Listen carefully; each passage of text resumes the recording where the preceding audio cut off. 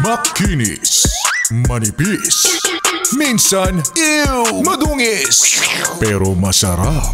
Mwah! I-kiss. Sexy time na.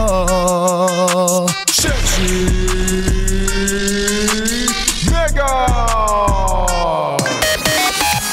Ang press release niya sa'yo, this is the first time I'm gonna say I love you. Pero be, wag ka! Nako, narinig na natin yan. Sabihin niya, first time ko to, first time kong manligaw, first time kong gumawa ng first move, magtapat ng pag-ibig. Nako, malaman-laman mo, nag-I love you siya sa'yo. At sa 3 pang ibang tao. First time pala ha. Galing naman. Kaya si Sexy Mega, number 1 akong nagpapaalala sa inyo ha. Napakadaling magsabi na gusto kita, may feelings ako para sa'yo, ganyan-ganyan. Napakadali. Pero mahirap ipakita, mahirap patunayan. Kaya ikaw dapat bago ka nahirapan ako magtagalog. Charik.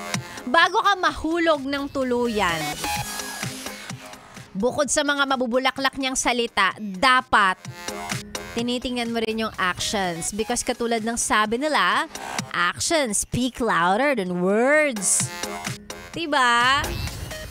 Kapag hindi tugma yung mga bagay na sinasabi niya sa'yo, mahal kita, pero di ka naman magawa ng hindi ka magawang mabigyan ng oras, quality time together, kahit yun ang importante para sa'yo.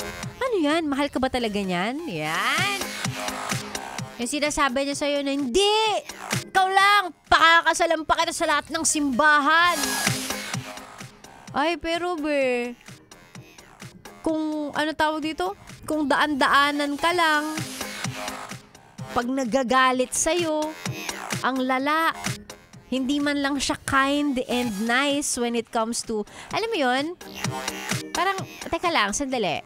Kala ko ba mahal mo ako, pero bakit parang hindi tugma, hindi swak.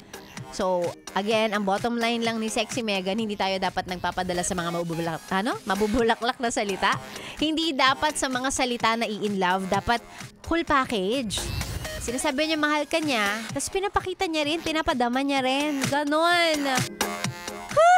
Sareng. Dami namang hugot niyan. Ay nako, Sexy Megan pa rin po ang inyong kasama. Kasamang nagmumuni-muni at kumakanta sa background na mga love song natin. Sige lang, ituloy mo yan. Pamparelax, yes, friend. Kaya nga, di ba, Chillax 101. Dito sa 101.1, Yes FM. Kasama si Sexy Megan. Of course, gaya ng mga, sabi ko nga kanina, yung mga nagpapa-shoutout dyan, pwede po kayo magpa-shoutout. Isend lang sa ating Facebook page, DJ Megan, Yes FM. Unahin na nating i-shoutout ang Pilar Volleyball Club of Pilar. It's Pilar Volleyball Club of Pilar, Camotes Island, Cebu. Wow! Hello sa inyo. Magandang umaga. Naka-tune in sa atin itong schoolmate ko na si Mima Elmo. Hi! Hello sa iyo. And ingat kayo kung nasa naman kayo at the moment.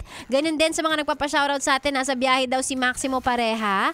Pa-shoutout naman sa Dragona, Lona, Mingay, Kreng, Aisa, Leslie, Imbet. Bakit kasi walang space yung yung message mo? Nahirapan ako magbasa, be. Si Gylex at si Sunny at pa-shoutout daw ng happy birthday kay Raymond. Ayan, hello po sa inyo. Maraming salamat. Si JR Dayaw, ganun din, nasa biyahe na kay Yes FM. Maraming salamat. Ingat-ingat po. Si Dorizel, sabi niya pa-shoutout naman po ako, Sexy Megan, si Dorizel Bobis. Si Domingo Olea, may pa-selfie pa katabi ang kanyang radyo sa kanyang anak daw na si Dominic.